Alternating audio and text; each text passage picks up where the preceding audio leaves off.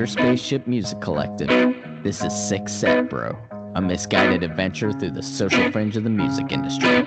I'm your host, Don Maple.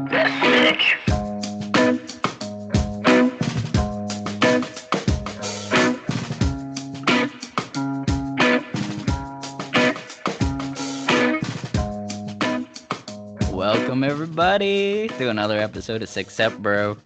I'm your host, Don Maple, and I'm joined, as I always am joined, by Andrew Fernandez, the Portuguese Pop-Tart, I guess. That's something. Portuguese Pop-Tart, everyone. And of course, my other person who's always here, my other brother, my actual brother, my blood brother, Money Mike, Michael Magic, Money Mike. If you were a flavor of Pop-Tart, what flavor would you be? Maple. No, that's mine. You'd be like fucking jalapeno or something. Jalapeno He probably would. would. Spicy of some sort. Yeah. Probably. And yeah, so we got another great show lined up, as always jam-packed, always packing up full of stuff. It's independent venue week. I gotta talk about the Flaming Lips because they came up with some crazy way to have shows during a pandemic, which is just nuts. And we're actually gonna talk about quite a few artists from my hometown of Toronto, Canada. We have found a couple of artists that we're really into right now, so we're gonna catch up with that at the end. But before we start any of that, we have to introduce our guest. It's like a 2-year anniversary here. We just realized this is not planned, but I think we're one day out from the date 2 years ago whenever we had this man on this show the first time around. He's the only guest to appear twice. It is Ethan Hanna, everybody. Welcome to the show, Ethan. I know it's a wee bit different than last time. It's so weird.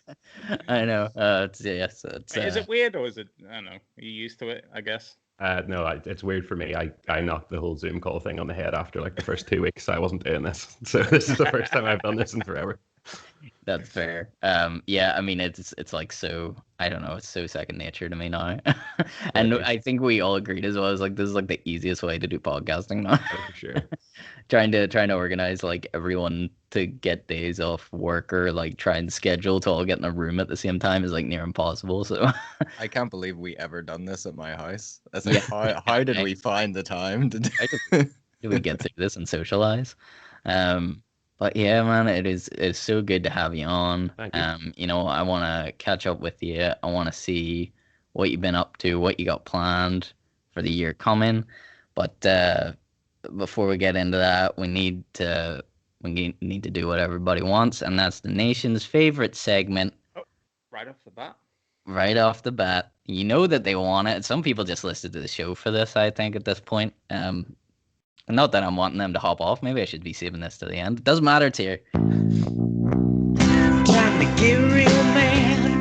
Time to talk shit about the things we can't stand. Ain't nobody out there's getting a pass. Smart enough, dumbass. I really upgraded my drinks. It used to be a beer can opening, and now it's just pouring a bottle of whiskey. I seen some YouTube comments. It was like Stu's drink escalation is starting to get a bit worrying. Yeah, it started out with beers, and then there was brandies at Christmas, and now just straight up whiskey. Just like ayahuasca next week. Yeah, I think the comment said next week Stu just shows up with a bag of MD. That is like next level shit. Yeah, so this week I always got something that pisses me off because but naturally, you know what, I'm a nice man, but I just get riled up about stuff that doesn't really matter. And this is the only way that I can vent my frustrations is through this segment on this podcast, and you guys all have to listen to it and probably tell me I'm being dumb. But you know what annoys me this week? And it's just fucking something feel like I'm just realizing this. I haven't even harbored resentment long enough for this. Like fruits and vegetables that are called other things. So like why whenever you suck the moisture out of a plum, is it a prune? And why whenever you take the moisture out of a grape, is it a raisin? And why is an eggplant an aubergine? And why is a pickle a cucumber? Well, I mean, it's kind of like how, bread becomes toast when you heat it. So I suppose it has to have a different thing if you take the moisture out of it. No, I don't like it. I don't like it. Stop using logic. Oh, what are you talking about, Ethan? I call that heated bread. Warm bread. I know. Warm exactly. Bread, everyone. I don't know, man. Have a warm bread sandwich. Feels like it's a different thing. It's not really a different thing, and I have to keep checking it. But like it is a different thing, because if I handed you a prune and you wanted, say, what's up with that grape? Yeah, like you wouldn't if you wanted a grape and I gave you a prune, you'd be like, that is fair. I wouldn't be happy, but I'd be like, that's just how I make them. That's how I make them. But okay, you can't use that logic though for aubergines and eggplant. That's just people calling them stupid other things. Yeah, and it's like we need to universally be on board with the one name for fruit and vegetables. It's like the most basic thing ever. Like, why do we have different names for that? And whenever Americans call like a cucumber a pickle because it's been pickled, kind of bothers me. That's like a whole other thing. It's like pickling is the process. That's not what the thing's called when it comes out, is it? I mean, we call it toast because we toasted it. So maybe there's a theme here. Right. Been thwarted. Time to talk shit about the things we can't stand. It's just Sandra Bullock now. Why does she exist? So I figured when I was trying to catch up on the recent episodes, I got some of this Sandra. But where did this start? What's the beef? Well, to be fair, it started about the first take of the last episode, but nobody ever heard that except for us. Right. I don't know, dude. I just don't like Sandra Bullock. I don't really like her either, to be fair. I don't rate her. And yes. I don't know why. And I do feel it's a bit like it's irrational. I don't know why I dislike her so much, but I just look at her and I'm like, you can't act. I get you. She can act better than me, I suppose, but I'm not feeling it. I'm feeling it. I get that with Bill Hader. Like, I just look at Bill Hader and he annoys me. Yeah. Who's he? I can't. I'm crap with names. He names. used to be funny. I feel like he used to be funny, but not anymore. Mm. He does a lot of voices now, right? I think so. For things. I don't know. He was BB-8, I think. I was think he? Yeah, dude. I think it was like two people. It was like Bill Hader and somebody else, wasn't it? Done BB-8 voices. I don't know. Jamie, look that up. There's somebody over there. Yeah, well, I don't know. You Rick smarting up dumbass for me. You're never allowed back. We need you on again to explain why he's wrong for all the smarting up dumbass segments. I knew I was irrationally angry about the fruit and veg thing, and it's something that really I just got annoyed at today. I was like, I didn't harbor enough annoyance for this over time to be really questioning it. Not the same way that I harbor resentment for the movie Jingle All the Way and why it's called Jingle All the Way, because I don't understand that. I just don't know. Like, there's so many Christmas movies and it's like clearly just called stuff like the Santa Claus. That makes sense because there's a clause that makes him become Santa Claus. Christmas with the Cranks, having Christmas with the Cranks. Like, I get all these. Jingle All the Way is just about Arnold Schwarzenegger who works at a company and he forgets to buy his son a toy. I just don't get where that comes from. Yeah, I'd never thought of that, to be fair. I'd never noticed that the title means nothing. Well, I win. Trying to get a real man. Right, okay, we're just gonna this week. We're done. Yeah, so look, man, it is good to have you on the show. I know this is it's a question I hate to be asked now by people I haven't seen in a while, but how's your pandemic going? Honestly, it's balanced out at this stage, hasn't it? We're in full, just waiting for Blade Runner, dystopian, everything appear. Yeah, dude. I mean, I don't know. Although, like, I was thinking, like, this week, we always kind of take a look at the news before we do this, try and jump in with some relevant news that's going on. I was like, biggest news this week was that, like, it snowed. Was kind of like the biggest thing. I was like, that really shows you that Donald Trump is not in the White House anymore. Yeah. The biggest news was that it snowed, and dude, not even like fucking proper snow. It's like I seen all these photographs going up on social media of people that live in Northern Ireland, and it's like, look, some places got snow, but most of the pictures I seen were just kids making snow angels on the tarmac. Are those So really, that those really, really short, dirty snowmen?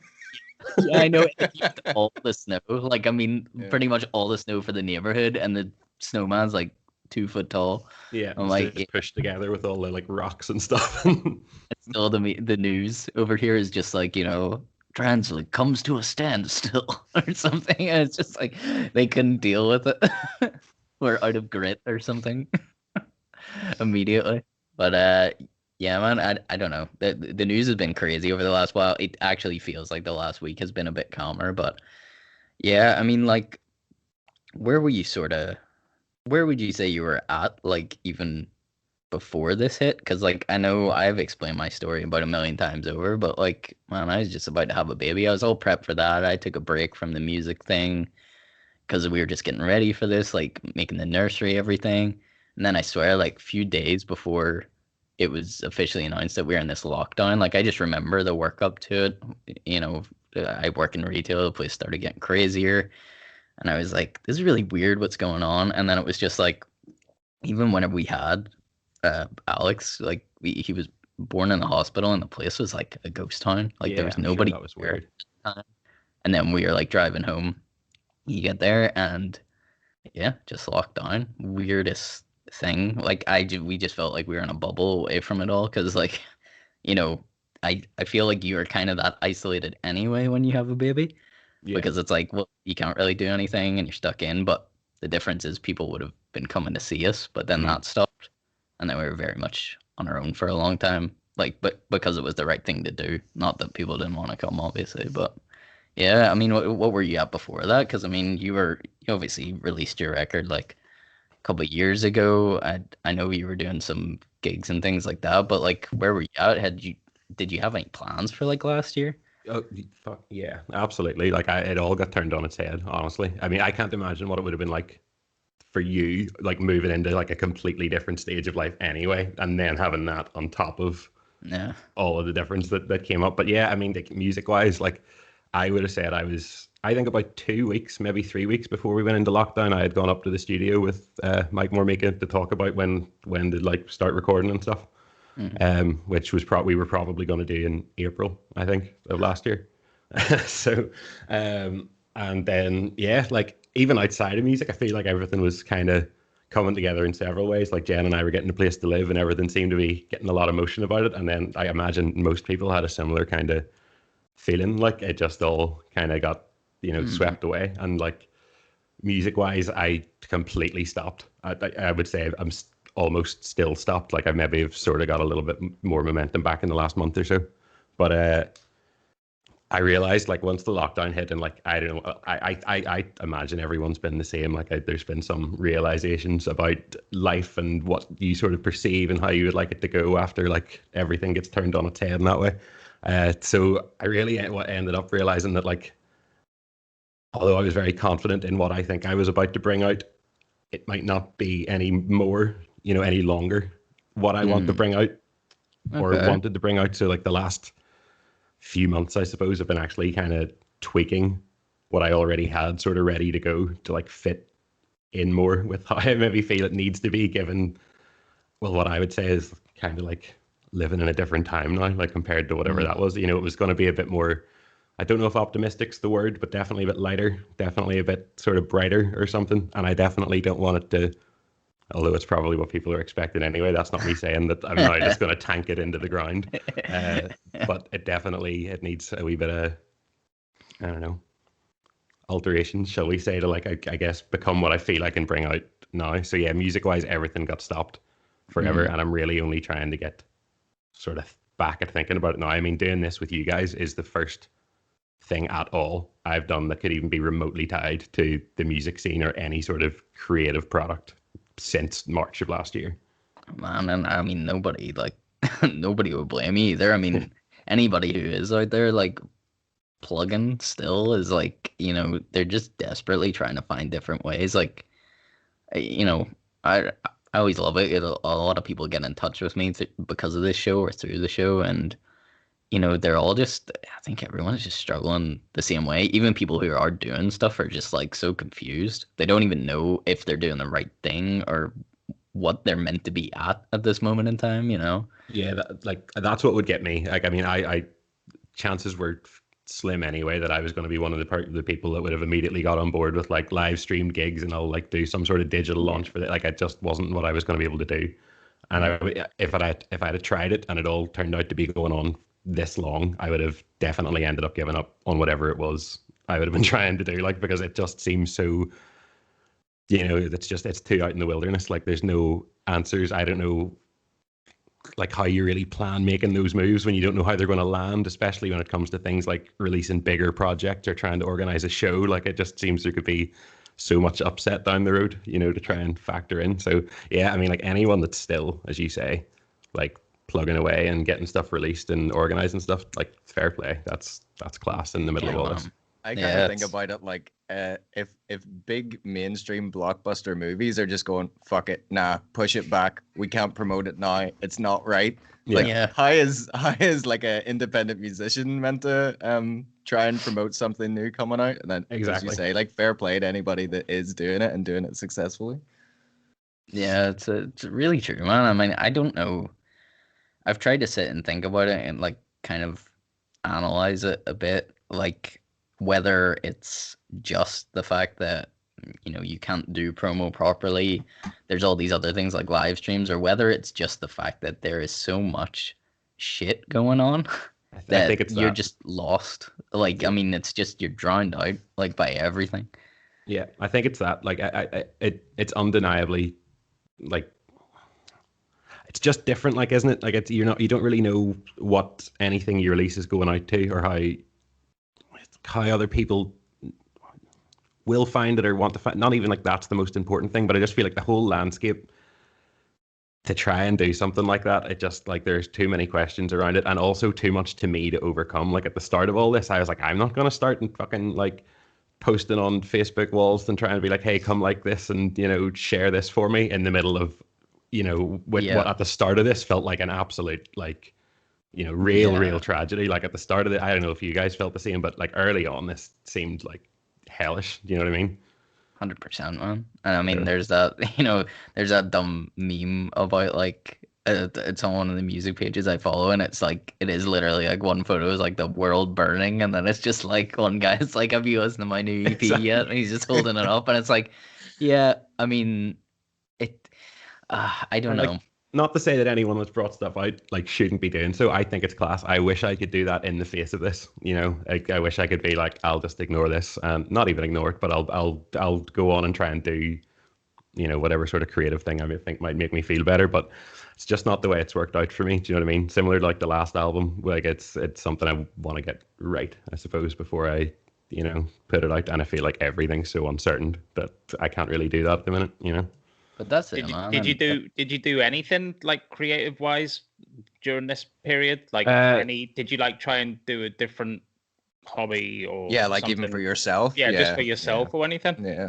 Honestly, I still sort of like tried little bits and pieces of sort of making the demos and sort of writing the music, because as I said, I wanted to like, I sort of had something more or less complete before all of this, and then I sort of feel like I needed to tweak it or like maybe get rid of a song and like that doesn't really fit anymore with how I feel it needs to come out. So I still like, it was never completely off my mind. Like, I was still working on that slowly, but not with any like kind of momentum. And I didn't really, to be honest, I didn't really find anything else that like took over a creative spark. That's probably like a reason I struggled with this quite a lot. Like, I couldn't find anything that filled that. Do you know what I mean? Like, I really struggled even to like just watch TV and like really get any impact from any sort of entertainment or media. I think that's potentially another thing that put me off going back to trying something musically for so long, because I'm sitting there watching TV and it's not connecting, and I'm like listening to other songs, and I'm like, that doesn't feel like the way it used to or something. And I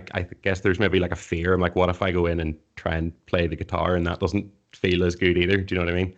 Yeah. So yeah, sorry, I think I'm waffling a bit on that point, but like it all sort of connects. Like it's no, I suppose the answer, I didn't find anything that could distract from that for quite a while. Like, and when you were saying about the songs that you were doing at the start before all this started, and you said, did you say like kind of the mood of the style of songs has now changed? Is that what you was like? You were going for like a happier sort of mood, and then did you say because of this that's happening, you've kind of shifted into like not a darker space to say, but yeah, I mean, I feel like it's hard to like anchor it around saying like because of this, because I would say that a lot of it actually is not COVID related or like pandemic related, but definitely that was a marker of like when everything seemed to shift. And yeah, I don't know that it necessarily needs to get darker, and I don't know that it was necessarily all that. I mean, happy would be a strong word, but like it needed like a tightening up. I guess there was more of a freeness with it. It was a bit looser and maybe a bit more. I don't know. It didn't take itself as seriously, and now I feel like maybe that's not right. Okay. Not exactly what I want for it. Maybe it needs a wee bit more of a to be manipulated into something more solid. Too much maybe reflective of your mindset before all this happened, and then as you say, like because it wasn't put out during that time, then it's your mindset is very different now when you're putting out a record, so you want it to kind of match. Because I guess you want to like if you want to time whatever you're putting out at least as close as possible, I suppose, to when like you still feel it, like you can still promote it like honestly. People are going to ask you about it, and you want to have belief in what you're, and if it feels like almost like a person a million miles away, which I'm sure a lot of people feel like last year the person that they were is a million miles away from who they are now, then it would be very hard to probably talk about it with any genuineness. But I was just going to ask, and just out of interest, any of the songs that are coming up that you're going to release, were they like around before or like during the Welcome to the Badlands days, or is this like all stuff that came after? There's potentially like one or two that might have been a song that I had like half written back then whenever I was bringing that out, but mostly no, it's all. I would say mostly it comes from after that, and it would be a completely different thing, like characteristically from that, I would imagine, at least from what I have in my head for it. So mostly new, do you know what I mean? Like I guess that's why it's kind of a bummer. Like I was ready for this like mostly new thing to happen, and it will still be completely new. I guess it was just like there was a version of it that never quite got to be, because as you say, like I would have been, if I had brought out that now and feel about it the way I feel now, I would have been answering these questions as if I was answering them for someone else. I would be like, I think when I wrote this, I felt that, but I have no idea. There's a lot of times passed. Man, that's crazy. And it's a weird thing about like making stuff like that, because I often think about that with the the album, like my debut album. Sorry, it's just, I'm not saying like, I remember what it's like to feel like that, but it kind of scares me listening back a little bit, like of how bad it was, like how bad I was in a mental state while writing that stuff. And then sometimes it kind of like, I don't really like to listen to it either for that, of like, that. I get you. Not as if I think it's bad or anything. It's just more like, man, that's messed up that I was thinking like that. Yeah, no, I get you. I mean, I guess in a way that's a good thing, in that it means it's as honest as it could have been. Like you wrote and recorded the right stuff, like to get it out. If it still sort of pulls on a nerve that way, I would say I have like a similar thing with Badlands now. Like it feels like just a forever ago thing, but again, I just feel like everything like pre-March last year feels like this separate, like timelines diverted kind of deal. I totally get that. I actually. It was Monday morning. I actually put that album on, and like the dark, like 5:30 in the morning, I was walking down to get the bus, and I was like, yeah, I'm just vibing. I mean, not misery, but like it was just like it was just like this straight up atmospheric, this like atmospheric thing, just walking, just knowing what's going on. Just the tone of the album is like, I don't know, it just felt cozy, I guess. Was that the right word? Like that's so cool. It's endlessly cool to me that people still listen to it since I've done pretty much nothing since bringing it out. Like 100%. And still like, got thank you guys so much. You're always so kind about it. It's class, like, and you know all the things that like you are always so kind to say about it is it's similar to what like I want to make sure that's what I get with the next thing too. Do you know what I mean? Which is why I need to like alter it enough to be sure of it because I want that same effect. Like I want people to get it as a whole. I mean, that's the thing that we've there's no right answer for this. Like we've jumped on both sides of the fence so many times about like you know, hanging on to stuff versus releasing and being spontaneous.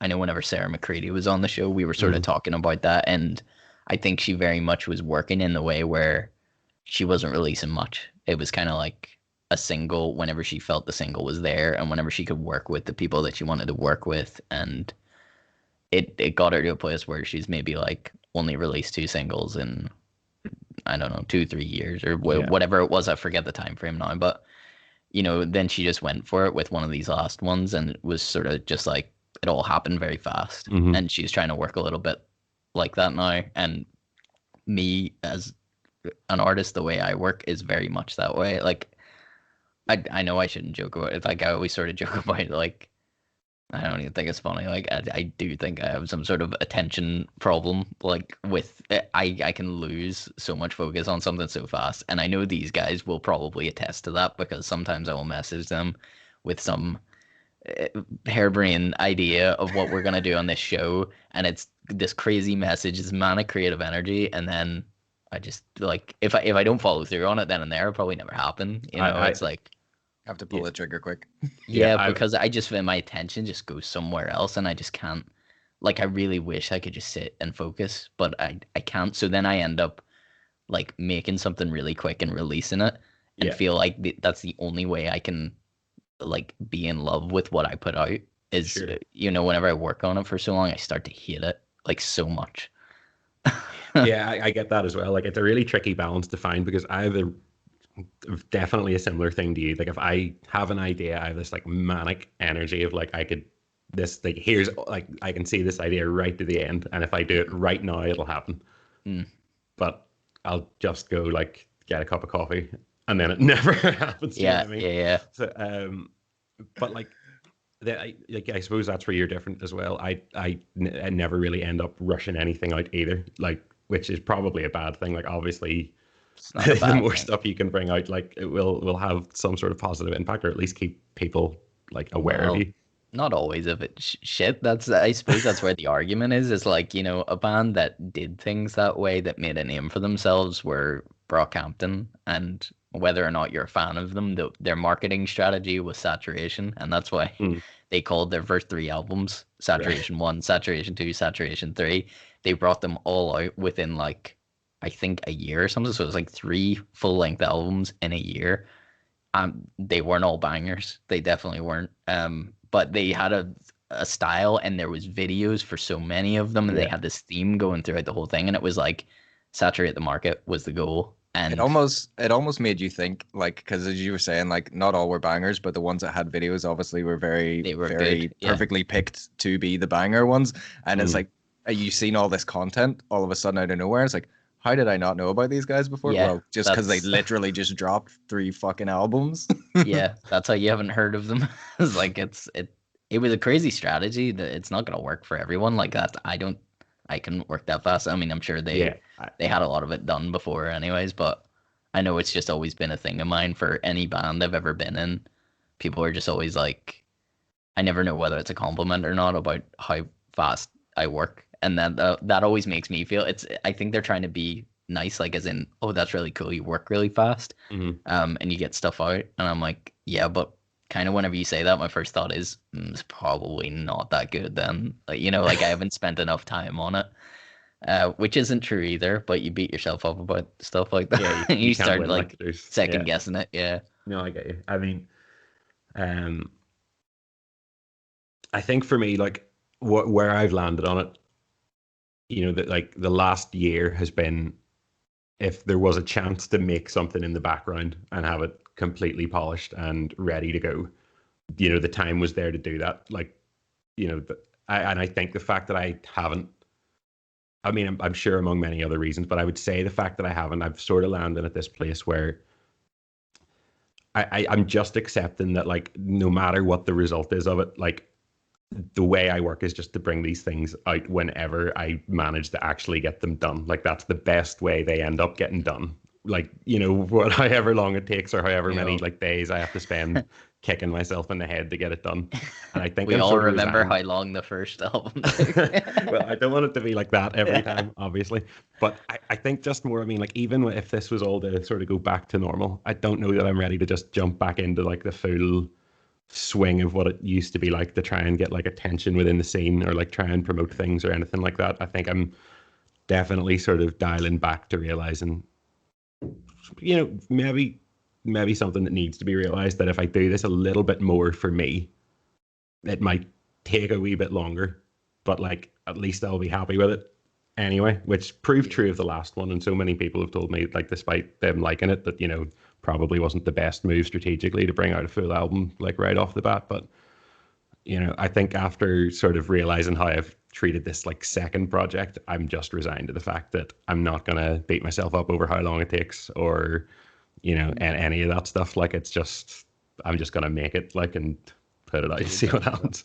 I know 100% get on board with that. Like, the healthiest thing for anybody is to do it at your own schedule, like. And then also, you're saying about the whole thing with bringing out a full album, like, we've talked about it so many times on the show as well. It's like old music, old albums can still work for you in the future too. So the fact that you have an incredible first debut album there, and you're going to be bringing out new music, whatever way you choose to do that, whether you bring the second album out all together or whether you release singles or whatever. But then it's like that Brockhampton thing where people are going to go and they'll maybe find something from the new song, but then realize the old album is there, and it's like, this guy puts out only quality content, and that, that's a good thing. So sorry, go ahead. No, sorry, I would agree. Like, I think that's kind of what I would be going for too. I think that's how I would best be communicated with as a fan, like as someone that listens to music. That's definitely how I consume it more. Like, I would rather find a couple of full albums that are like fleshed out ideas than a whole heap of singles, which obviously can be good as well. But so I guess, like, if you're not working for like what you would want, I suppose, like, what's the point of it? And like, the other question I've been asking myself throughout all this is, and I don't know, like, Stuart, if you're the same at all, but like, there are many parts of being a musician, even locally, that I'm not entirely fussed on, and I can't say that I like, fully miss the panic of some gigs, or like, getting to practice rooms and trying to make sure that the social media is always updated and stuff. And like, I know that all of that is, like, at least it was a very necessary component of it, but again, I think I'm just getting further and further dialed back to just, if I just make this as and when and the way I want, like, at least it's done and I'm happy with it, and all of the other stuff I don't need to like stress over for the whole time while it's going on.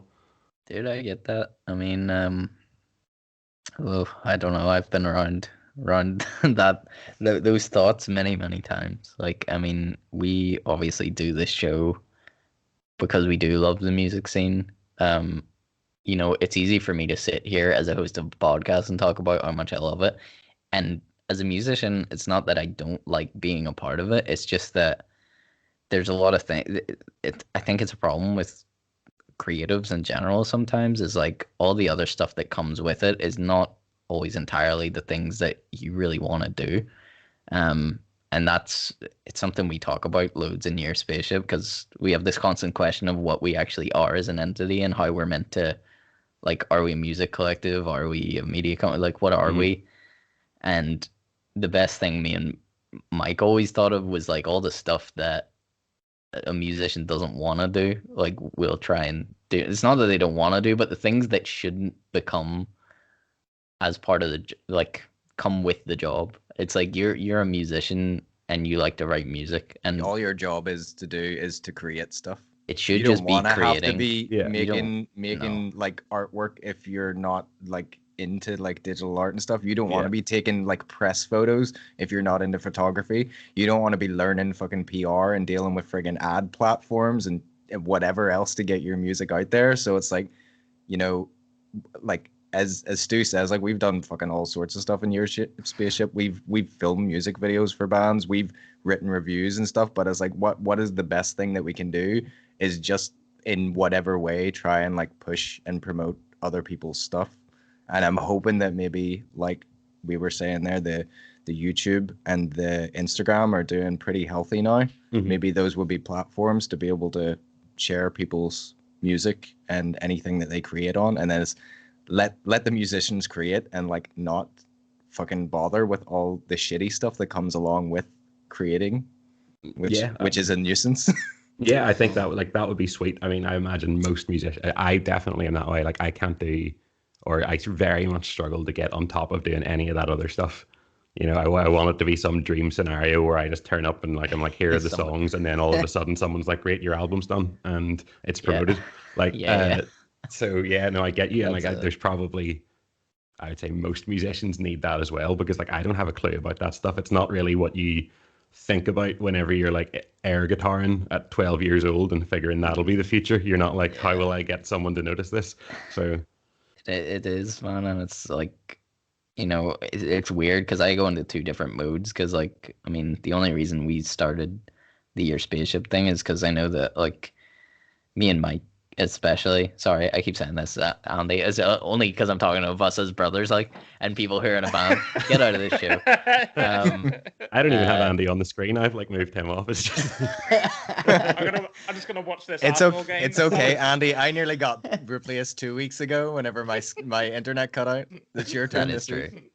No, I just think that like even whenever we were doing bands before, like as in we done hit the B button, and like me and Mike would always talk about like weird out there ideas or like things to do. Like we were always thinking of like music videos or the way to push promo, or even talking about like algorithms early on. Like I know that's all the rage now. People, how do you get up in the algorithm and stuff? It's like we were talking about all this back then, but like people don't really, you know, they don't want to deal with that. And I'm not saying that we wanted to, but I think we were always just like, oh, how do we figure this out? Because I think we're just both, there's a weird scratchy need to understand it. Yeah, we're problem solvers, and it's, I know that Mike's the same way as me because we're weirdly alike as brothers, and we have this like, if I get given anything that has a solution, like, and I know there's a solution somewhere, I get obsessive about it, like obsessive compulsive. Like I could spend hours trying to like fix something, and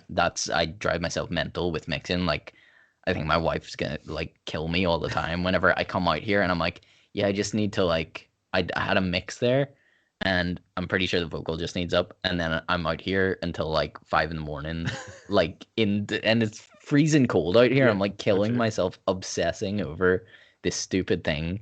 It's probably not healthy, but like it's just, I don't know, it's something in there. So Mike and I seem to put that on everything, even in the band. Whenever it's like, okay, we're making music, we think it's good, we're working with decent producers. We kept trying to work our way up the food chain and producers, and thought we were working with the best people. Now we're paying a fortune for it, and it's like, oh, so you pay more money and you should like, surely, oh, it'll sound better. Not always necessarily the case. And you're thinking, oh, we might get some sort of promo because we worked with a certain person, we can throw their name around or whatever. We tried so much like to just figure out how to break through, and there's no fucking answer for it. There really isn't. And you could do things a million different ways and just have the most random shit happen. Like, I know this is a bit of a corny story, and I don't know if you guys watch Jimmy Fallon. Like, you might think this whole thing's fucking set up because it was on something like Jimmy Fallon, but he was actually like, I'll usually just watch clips from the show like every couple of weeks or whatever, and I was watching this one the other night for this guy. Oh yeah. Did you see that? Yeah, the Thad Cockrell is the artist's name. Thad Cockrell, crazy name. But Jimmy Fallon was telling this story about how like whenever the pandemic started and they didn't know what to do for the show, and he started doing the show from home.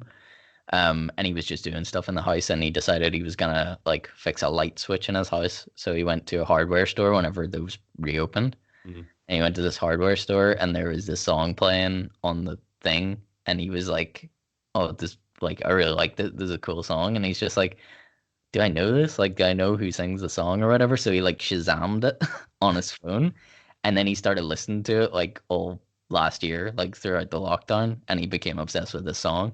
So then he like reached out to this guy's management company or whatever, and the story turns out, like, I think you can see it on Thad Cockrell's like Instagram, was he'd pretty much decided after like years of trying this thing that although he made some form of impact, he was never gonna like he was gonna give up. And his album came out in 2020, like, and he's like, the worst year ever.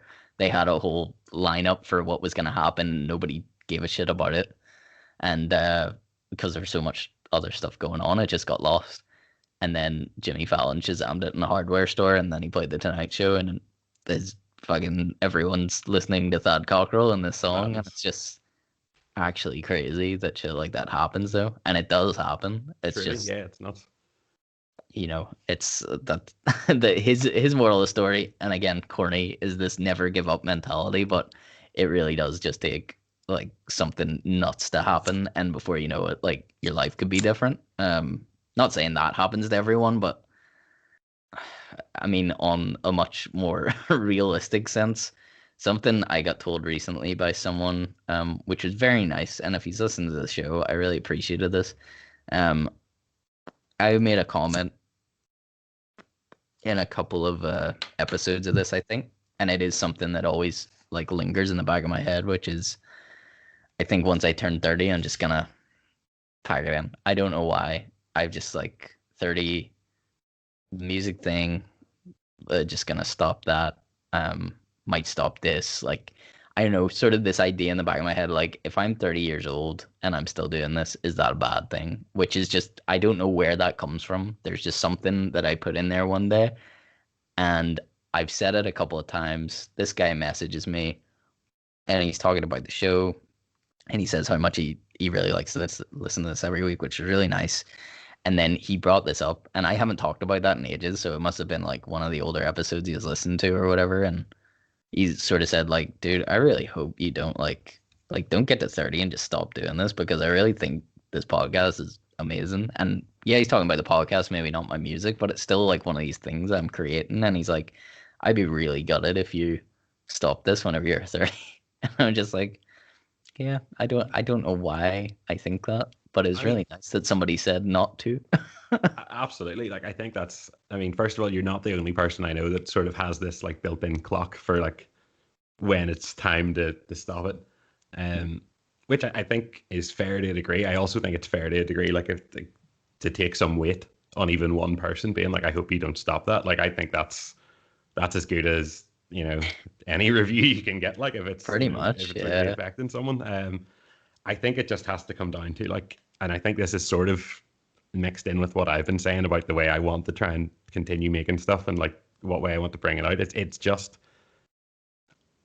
maybe it's just more of a conversation of why and what it's being done for. Do you know what I mean? And like, what does it matter if you're 30 and you're still doing, this, if it's genuine banter every week for you to sit down with like your brother and your friend and a guest or something, like it's class, it's cool to do. And like, same with making music, it's kind of like, I'm starting to feel like I would prefer to make this just because I want to make it, which is a feeling I haven't had in forever, because you start and, you feel like you missed the starting gun go off, and you have to like figure out how everyone's doing all these things. And before you know it, you haven't really paid attention to in a while to like why you actually want to do this.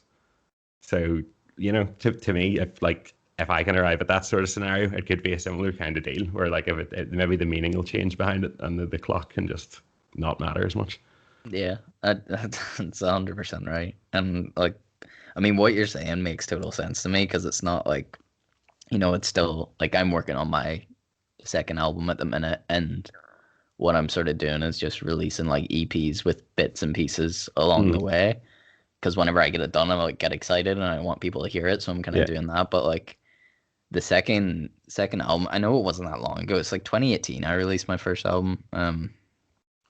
So yeah, maybe not been a huge gap or anything like that, but I don't know. I couldn't think of what to write after that. Like, and I don't sound really fucking annoying, but like I don't usually get writers, but like I'm always writing stuff just like constantly. It's just always been my thing. Is like I can't stop, and then I just couldn't think of anything worth writing about, especially after like I felt like just cleansing myself of like so many things that I wanted to say and get out, and feelings I didn't understand and took a long time to sort of process putting those in songs, and then also not wanting to listen to them afterwards and being like, well, that was cool that I did that, but that's done. I was like, how do you even get past that afterwards? And I was just really, I say corny again. It's kind of a cheesy story, but the way I came up with the idea to do my next album, and this is for real, like I can't remember. I might have told this story before on this podcast, but I'll tell it anyway for Ethan if he hadn't heard it. But we were in lockdown, and like, you know, I go out and I would walk my dog Jess up and down the beach and stuff, and just like, you know, I think it's about I could do like 5 miles if I went to the total one end of the beach to the other.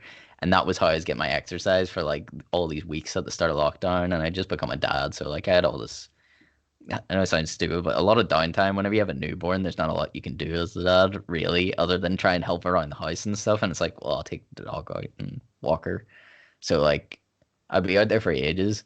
And yeah, I mean, I did have music on the mind. I hadn't done anything in a while, and I just had no urge to. You know, I was doing the whole, I'm becoming a dad. I was more concerned about that. And really, as time went on, I went back to work, and it was still just these walks all the time.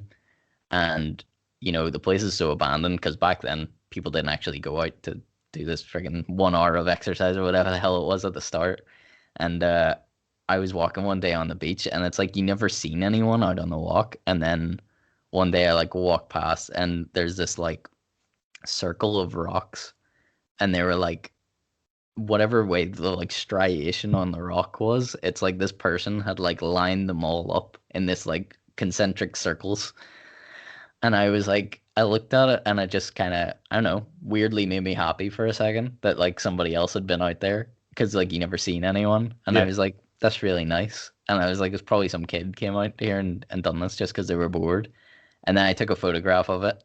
And then whenever it's coming in, I don't know, I just got thinking about my son and then the stuff that I'd written on the last record. And it's like, part of me feels like I wouldn't want him to hear me in that place. Like, not that, I mean, it's fine to feel that way, but it's like, I wouldn't want that to be the only thing he thinks about. And then with everything happening last year, between all the stuff with, I mean, so much in the politics, whether it's American politics or UK politics, there's all this shit going on. The Black Lives Matter movement, there's all this stuff I felt so strongly about and had nothing like I could do or say. I felt like I would sit and sometimes I would write loads of stuff and be like, what am I even doing here? And then I sort of just came to this like epiphany one day of like, I feel like the best thing I can do is like kind of try and say how I would, like, if my son asked me why this is happening, how would I explain it to him?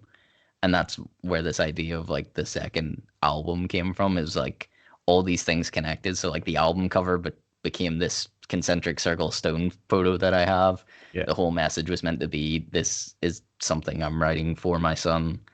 I'm going to talk about these issues that I felt so strongly about, but I'm going to try and talk about them in a way to be like, how would I tell him about this? If he asked me like what I think on this matter, how would I explain it to him?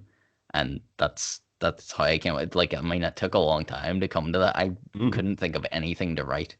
And then it was just weird. One day you're just like, there's something. Yeah, like I think that's how it happens. And like, I mean, first of all, like that's a class idea and concept, even to put it that way. So it's sweet that whenever the idea came along for you, it manifested in something as awesome as that. Like, I don't know if everyone has it. Maybe it's just like after a bigger project, because we both brought out albums, but I had the same thing where it's like, I've been trying to do that for so long. I hadn't really thought about what would like come after it, and you have these like half ideas of like sort of songs that didn't make it on or whatever, and you're like, oh, that could probably be something. But then once you finished it, you're like, I don't really want to bring any of that old stuff to it, you know, as well. I don't know what the moment was for me, but there was definitely a moment. There was definitely a day where like it all started to happen again, because there was like the longest time of not really having anything new at all, not really even playing anything. Do you know what I mean? Like even when I like picked up the guitar, like, and usually something you would like noodle like something that would like you could at least start an idea with. Like nothing was happening that way. But yeah, and then it all just changes. Like it all just clicks, whether it's that you've been out on a walk and seen something. Like that was definitely a big part of getting me back into gear at the start of lockdown, and like getting outside and doing stuff like that. So maybe it didn't manifest in me getting like creatively back on track, but it can definitely change stuff. Is that not the joy of making music though, when you're finished with the old? Yeah, it might be the gap between making finishing the old and starting the new, but that time that you get it and the rush that you get and inspiration and stuff, is that not what every artist kind of wants and craves, even if you can't see it coming? But once you hit it, it's like, oh yes, here we go. Yeah, I'd say that's one of the more exciting parts you get like throughout the whole thing, whenever it's like a genuine new idea that's almost bigger than you even like grasped yet, so you just let your mind wander with like how great it could be before yeah, that's like the best part. And then you start ruining it. That manic creativity sort of thing. There's and I think it transfers like across all different disciplines and stuff as well. As like whenever I hear people talking about it, it always brings me back to I'm not even going to try the quote because I'll get it wrong. I can't remember exactly, but I just know that David Lynch like compares creativity to fishing. And it's like, you know, you just have to sit there for ages and be patient. And then like, you know, all of a sudden the big fish comes along and bites and stuff. And it's like that, like, it's how you treat the time in between.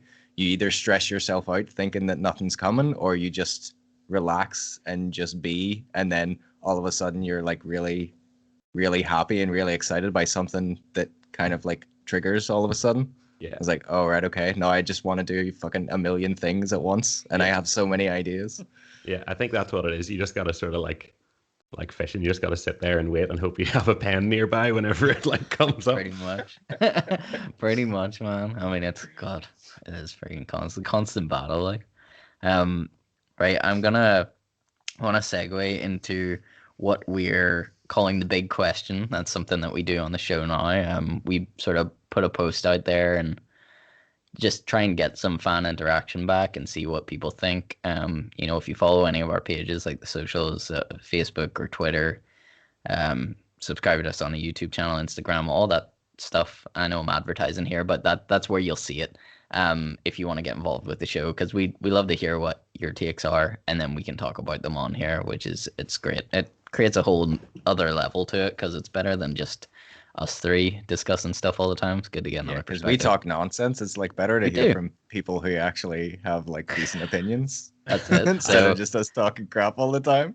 I feel like I've joined in just with the talking crap. I've realized as we started, I was like, I haven't really spoken to someone that's not like a colleague or my like immediate group or family in months. Like, I know you can't stop. I do this with like if I see my neighbor or something, we'll be talking for ages. I'm like, man, we just don't see enough people. Is that the problem? It's like just talk to them endlessly. I'm so glad that we do the podcast, because I feel like it's training for whenever social interaction comes back. Yeah. Like otherwise, like I wouldn't know how to talk to somebody. No, I know. The thing is, even that physical interaction, you still want, like, when's the last time that you shook hands with someone, high-fived them without going, there's gonna be a weird high five, go in for a hug thing going on with like the first people that you meet after it's all over and done with. It's like, what am I hugging, high fiving, fist bump? What am I doing?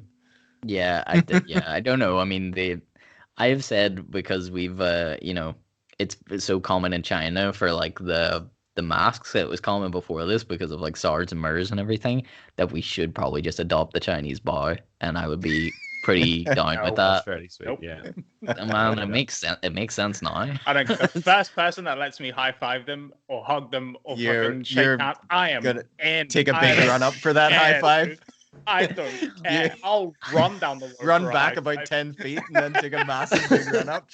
Be jumping into the arms like Dirty Dancing. What's that? Is it Predator? Dylan, you son of a bitch, and I'll be like, that thing, that's me. Yeah, I'll fucking Dirty Dancing some son of a bitch. I want to be there for that. I want to be on the other end of it. I know. Well, I'm waiting until I get a hug from my good friend Curtis Crow. We used to do the podcast with him back in the day, but that man is one big bear hugger, and I feel weird that I haven't had a big hug from him in a long time. So waiting for that. But anyway, big question this week, and it's a bit of a light one. You know, sometimes we try and really, you know, ask some big questions. That's why it's called that. But this week, seeing as it's Independent Venue Week, I wanted to sort of ask. There's a broad question. I don't mean this in a competition sense, but what is the best venue in Northern Ireland?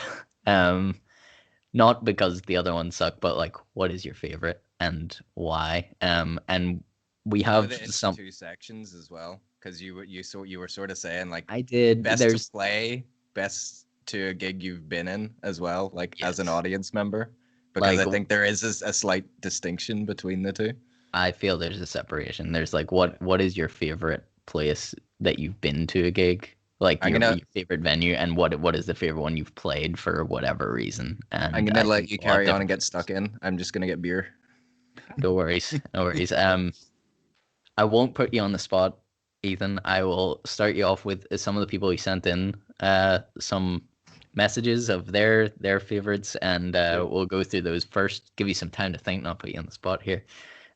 So Simon sent in that his favorite venue. First of all, his first answer to me was he messaged in to say anywhere, because currently what's going on, anywhere I don't think it matters anymore. But then he said afterwards, he's like, seriously, I love playing gigs in the Pavilion because I've played there and I've gone to so many gigs there that it's familiar. He had 3, by the way, so I think it keeps going up. So Pavilion, familiar home for him. McHugh's Basement, he said, is always awesome. He said Vic, that usually does sound there, says does an amazing job, and it's a super intimate venue. But he said the Empire is the best venue I've played, and it feels like there's a sense of, you know, like you've made it whenever you're on the stage, like you're at another level or something like that. Yeah. Although he did put in brackets, if the crowd is big enough. Which is always a big if, to be fair. It's a big if in the Pavilion. Holly messaged in and said the Empire in the Ulster Hall. So she said about the Ulster Hall, saying like the sound is great, and she always thinks about the history of it, like the fact that, you know, Led Zeppelin, so the first place they ever played Stairway to Heaven was in the Ulster Hall. So she said sort of for more, you know, bands that are starting out and giving out opportunities, the likes of OES Center, Black Box, and Space are some of her favorites. And we'll finish off with Ben messaged in, and he said he does have very fond memories of Voodoo and Ulster Sports Club. But again, he went with McHugh's. He says he thinks some of the greatest gigs he ever seen were in McHugh's Basement. Yeah. So big range of places there. Any that spring to mind for you, Ethan? Yeah, I mean, I would agree with like McHugh's. I always find like whenever Vic's doing sound, it's usually class. And usually like McHugh's is good for like the kind of, I don't know, more upbeat, heavier gigs. Everyone gets sort of packed in around the stage a lot. There's a weird energy in McHugh's. There is, I agree. Yeah.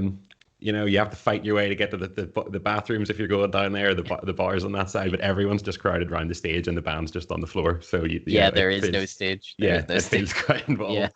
Yeah, my answer though is probably still the Empire, for similar to what Simon said. Like there is like a sense of, I don't like making, it's not the right word, I suppose, but there's a sense of like some sort of progression, like a level step or something. Obviously, like a lot of good bands have played in the Empire. It's like one of the first stages you sort of get to, where it's like, like bands played on this one. Do you know what I mean? Yeah. It's also, it looks like a class venue. Like it looks good. You know, it does look amazing. To me, like I would have picked that one anyway. I used to play a load of shows like in the downstairs part of the Empire. I don't know if you guys saw me post about it. There was a guy, Ronnie Purvis. I did see you putting up about that. Yeah, he ran like a shows in the downstairs on Wednesday nights called Society Sessions. He also did like other acoustic gigs and stuff there. So to me, I'd always played downstairs in the Empire at those gigs, and then the first time playing upstairs properly, like for like one of the more recent gigs with the band and stuff, was definitely one of the more special like moments to me. There was quite like there was a literal ascension like up the stairs. Do you know what I mean? Yeah. I went from rose up. Yeah. Amazing. Yeah, man. I mean, God, I don't know, Mike. Do you have any faves? Anywhere, everywhere. I friggin' love playing gigs. I take it you were reading out comments and stuff there. Yeah, I already read them. Yeah. Yeah. I don't know. I think pretty much everybody covered. The Menagerie was one I think that didn't get mentioned. I think was a weird. It's another one that has a weird energy very about odd. it. Whenever you go and Menagerie's play there. weird. I feel like the Menagerie is like one of those, like in all those memes about DIY venues and stuff, where it's just like, come to the secret show at this venue, and it's just like some sort of crackdown. I just That feels remember like the Menagerie sometimes. I remember we had a show there, and like for the last couple of Hit the B Button shows, it's like there was a crazy escalation. I'm glad we didn't continue on, because I feel like I would have eventually like severely injured myself or like hurt myself in some way. But like it slowly started to become a thing that I was like climbing up onto stuff for like for a bit in one of the songs, Crushed. So usually it was fine because it was like an amp or something that was flat or whatever.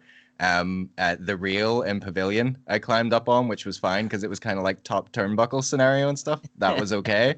But then we got to Menagerie, and like there was nothing really that made any sense to climb on, but there was a ladder at the side of the stage that was propped up against the fire exit, and I hadn't warned the guys beforehand, and I was kind of like thinking about it. I hadn't really made up my mind whether I was going to do it or not, and then jumped up mid-song. I'm pretty sure maybe you had to steady me or something, Stu. But that's burned into my memory from playing that gig. That was fun. That was a good gig that night. All it I was remember, a bit mental. I remember the only things I remember from that show was me getting really annoyed and grumpy and throwing a whole fucking hissy fit because the sound man really pissed me off. I do. I also remember that as well. Yeah, that was the worst. I was not happy. That's the most diva I've ever been in my life. But he was a dick. Between you shouting at the sound guy, like Jeff Hardy and all over the stage. We're not welcome back at the Menagerie. Although I did play, we covered 1979 by the Smashing Pumpkins there, and I just sat on a monitor and got other people to sing it with me, which was nice. Nice one. It was a nice memory. Andy? Yo. Any venues? I've seen Pavilion. You're constantly in the Pavilion coming to see me, yeah. I've been to McHugh's though. Yeah. When you done the whole screen at the back. That was a fun gig. Yeah, that was good. The Ulster Hall. I went to the Ulster Hall to watch. Was it Ulster Hall? To watch Korn play. But yeah, I have to agree with like Simon and Ethan. If you have a gig at the Empire, it's like when you would Slick District and stuff, and you played there. Mm-hmm. Just the venue itself, just like Ethan said, it just feels to me, not being on stage and not seeing probably what you see is if there's not enough people there. But just for me as a viewer, I'm just like the sound, just the place that you're in, the scene. Yeah, it just for a local artist to play there, I think that's probably the best one for me. Anyway. I do think it is up there. I mean, I was reading if you go on to Independent Venue Week and you go to the ambassadors, you can read Jordan Alatunji's sort of thoughts on Independent Venue. Obviously, he's the ambassador for Northern Ireland this year, and he talks a good bit about the Empire. And to him, it feels like most artists say this exact same thing. Is there's just something about the way the venue looks, the history of the stage, all that sort of stuff. Between there and the Ulster Hall, because he mentioned that as well, because Nirvana played that. And he's just kind of like, well, I've been on the same stage as Nirvana. It's just like a mental thought to have. But that's, and if you can fill up the Odyssey, that'll be good too.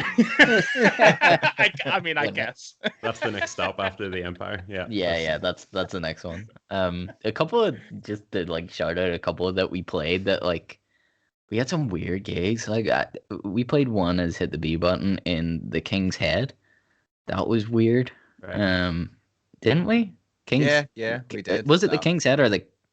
Yeah, no, isn't that what it's called? The King's Head. It's I feel like I want to say the King's Hall, but is that wrong? It's across from the King's yes, Hall. it's across from the King's Hall because the King's Hall is like the only time I've ever stepped foot in it.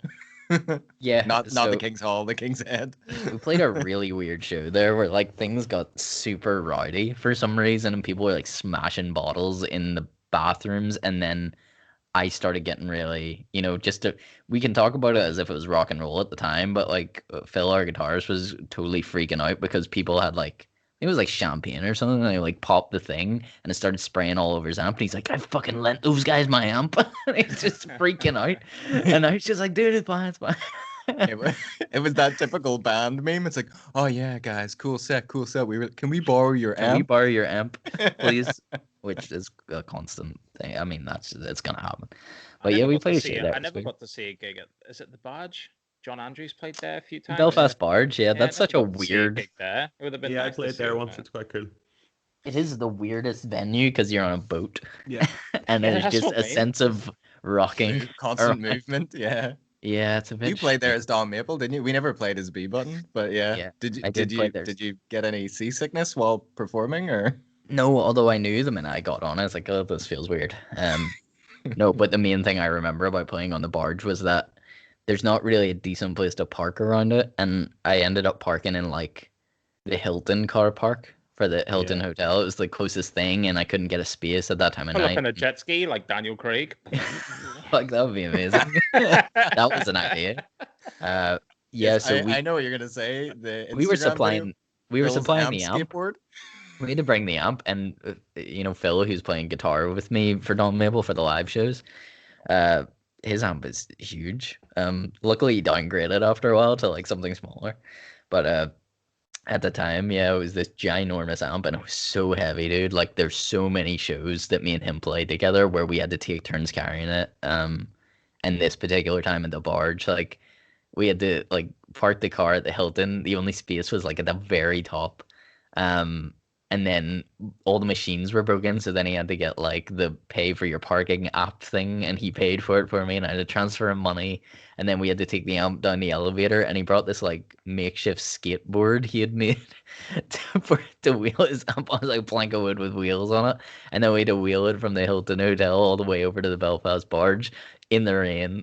And he was so concerned that Phil really panics that water gets near his amp and it's done for. So he had this bin bag that he brings with him for his amp.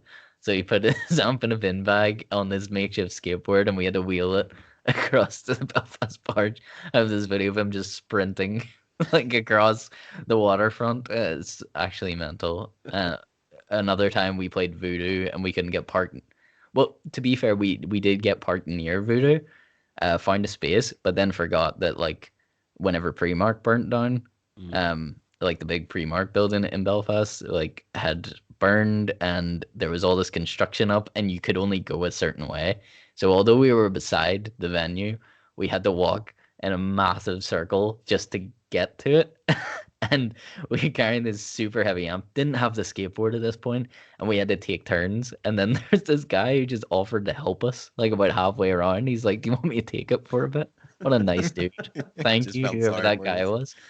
Our arms were dead though, and Phil kept saying, he's like, I don't know how I'm gonna play these songs. It's like his hands were shaking because he had carried it so far. Dude, I don't miss that. You say you played at the Barge, Ethan? Did you? Yeah, I played there. It was ages ago. It was supporting, I think, the Mad Dalton's EP launch. So it was I don't know, like 3 or 4 years ago, probably. It was the first time I was on it. I didn't know they did gigs on it at all, but it was pretty good. That night, he was doing.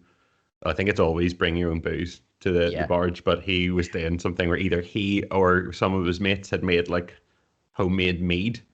Oh my god! And it was like rocket fuel, I believe. So like the night just descended into this absolute chaos as more people came in and got this mead. Wow, dear lord! He's another Canadian, isn't he? Yeah, the Mad Dalton. Yeah. I think he's like Scottish Canadian or something like that. Props, my man.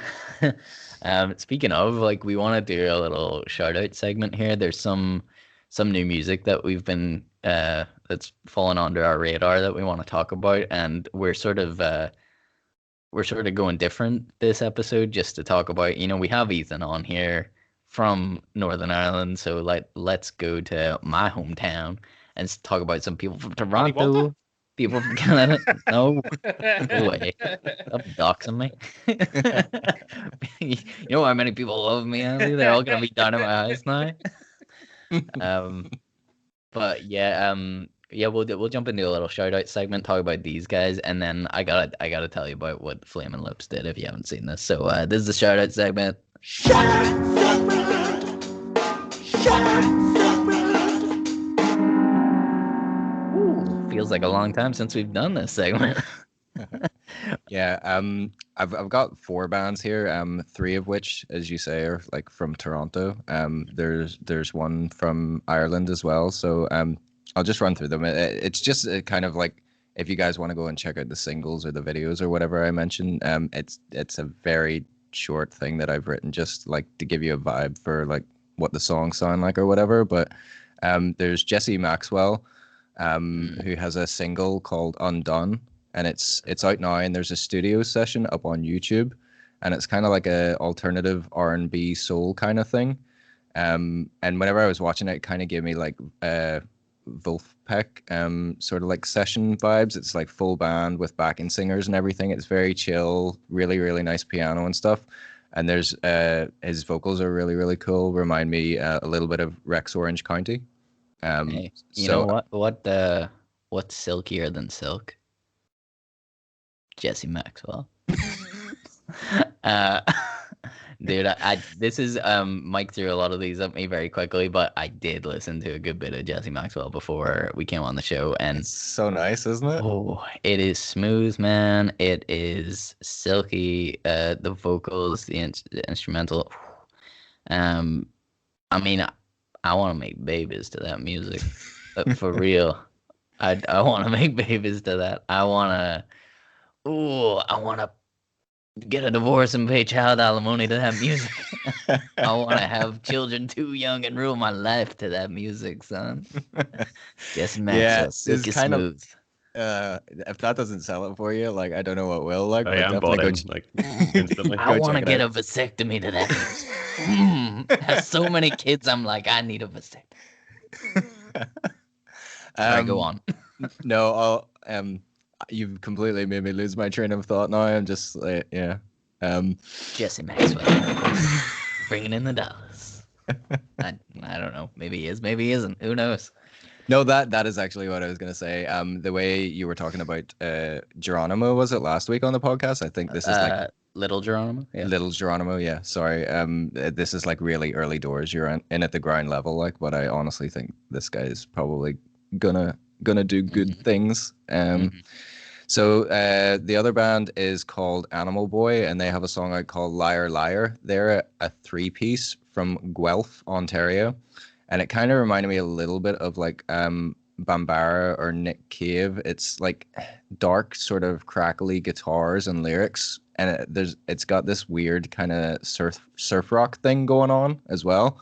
And the video is really cool if you want to check them out on YouTube too. I think it was only shot for like $20 or something like that by the band themselves. Amazing. So that's pretty cool. Great band name. Great movie. Yeah. Liar, liar. Get up.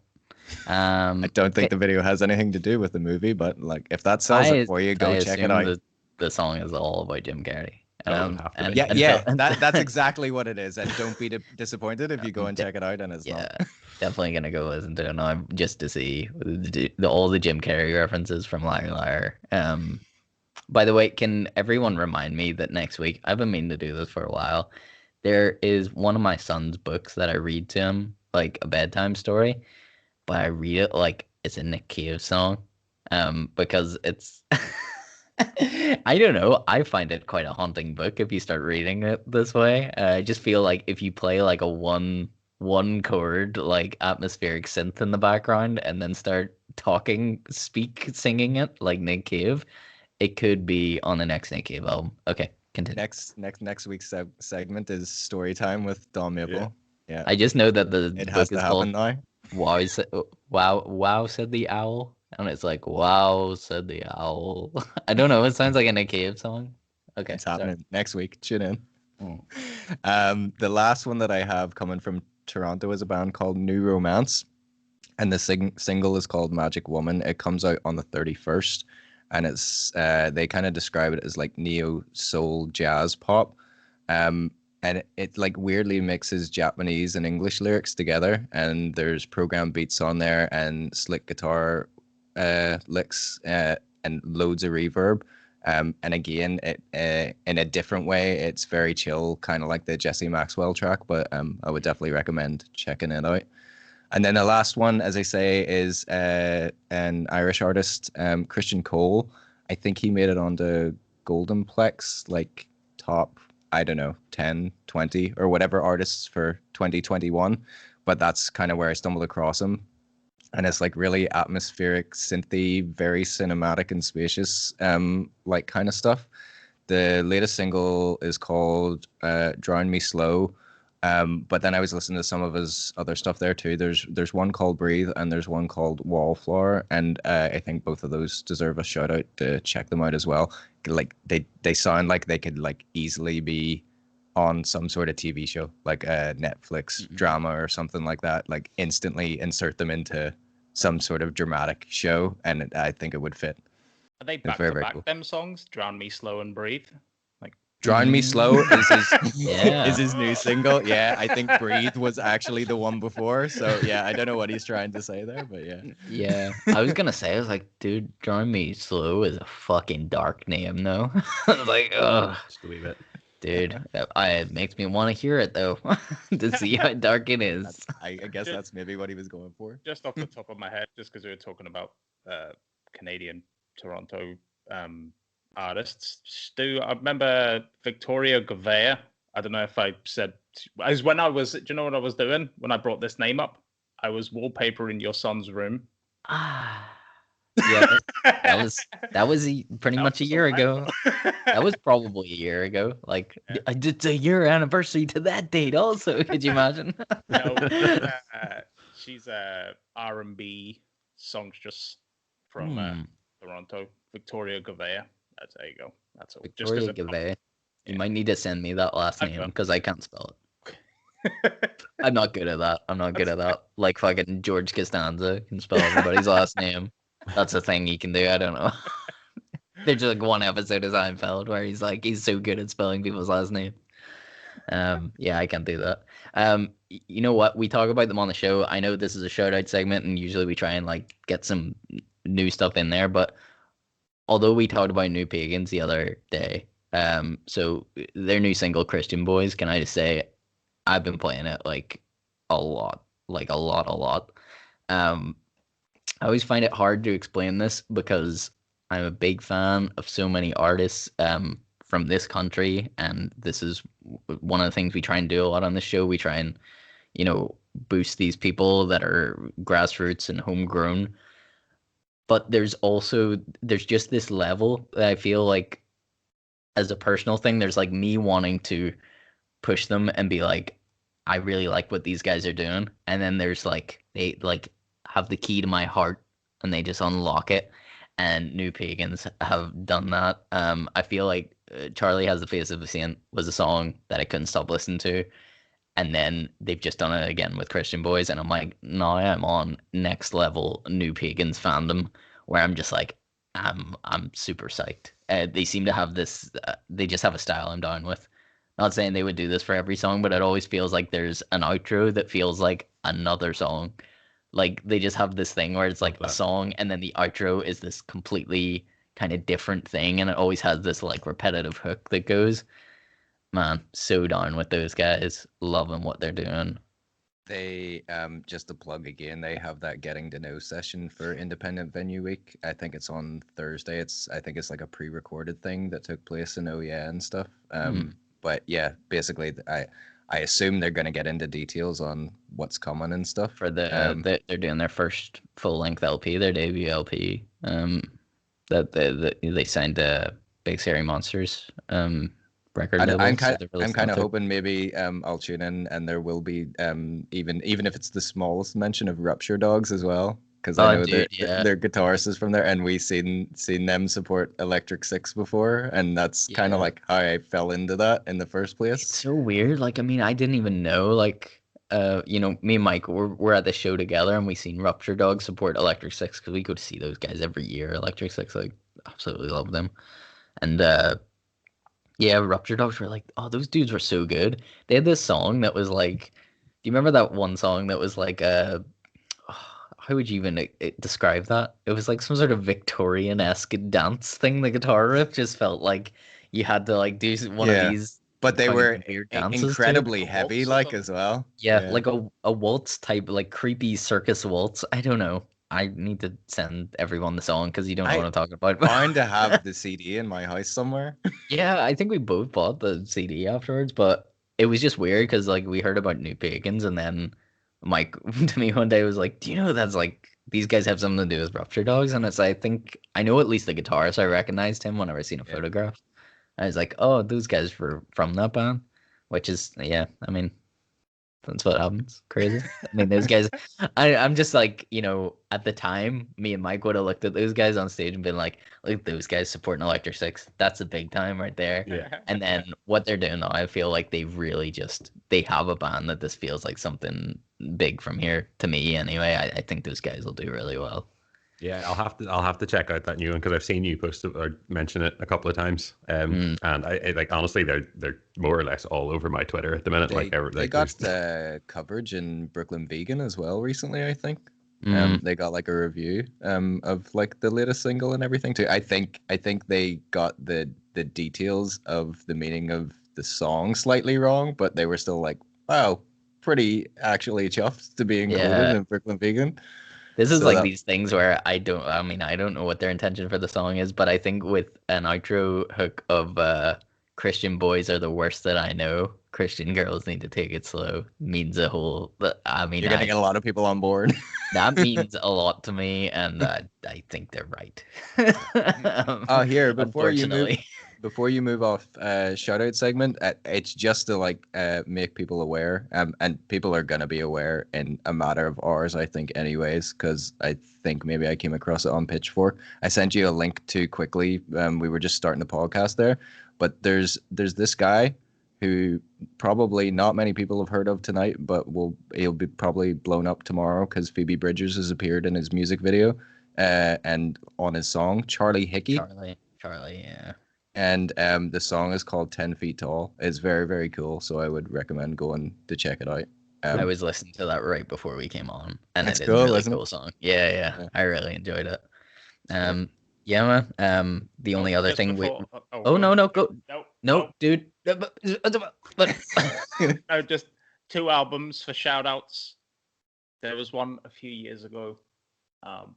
It's called Welcome to the Badlands by Ethan Hanna. Go check it out.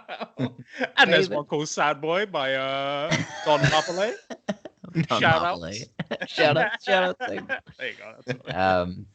Yeah, I was gonna say a quick Reese Ajaro. We spoke about them before. They have a new single coming out, and they did post up today that you can pre-save that single if you wanna. Like, I know that's the thing that people do to you all the time, but if you are excited for these guys coming back, formerly Surf Green, it does help you remember. I feel is like it's easy to forget this shit.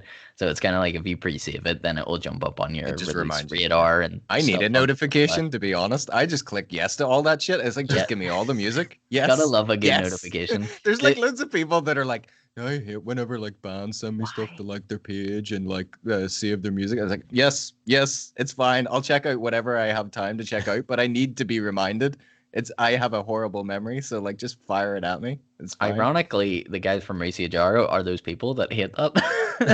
But we're telling everyone to do it and go and save their pre-save their single that's coming out. They have a very Friday. cool looking video. Like they've just shown a couple of clips as well, but we've talked and admired Dan Productions like music videos and stuff.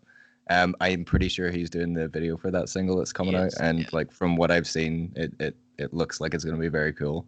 I think Ewan like is dressed up like a burglar or something. I don't really know what's going on, but is that part of the Well, Is I that think part of the that was video, his or does he joke. just? I don't know. Just I don't know if I don't know if he's Does he just actually like got into character or something. Like gets has maybe a he's beanie hat on? Is what yeah. you're? Does Ethan look like a burglar to you? Right. Okay. Hold on.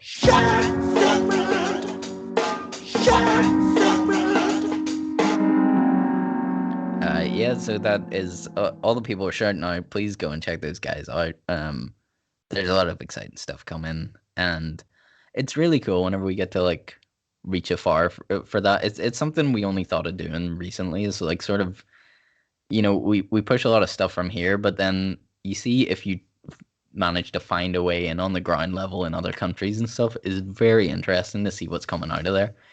People that you like go on their pages and they're like, shit, they might have like less, not that it should amount to this, but less Facebook followers than me, and it's nuts because it's like, oh, these guys are just starting out too. Like I don't know. It's cool to like see that you're all on the same journey, sort It of. happens the same way everywhere, basically. It does, yeah, it does, and they promote like, I mean, it's this whole thing of like whether it's Facebook or Instagram advertising that people want to do, and I do think an element of that works because these people, if you don't promote in your local area, obviously sometimes I'm seeing stuff from people in the States, and for some reason they're choosing to advertise in Europe or in the UK, and that's why it pops up in my feed. It's very easy to scroll past that, but if it's something music based, and they've probably picked like, oh, people that listen to this band or this artist or whatever, if they've thought that, I do try and click on videos a lot of the time, and there's sometimes so much shit, I will be honest, but I would rather spend my time having a look at those things than like following Belfast Live. Definitely.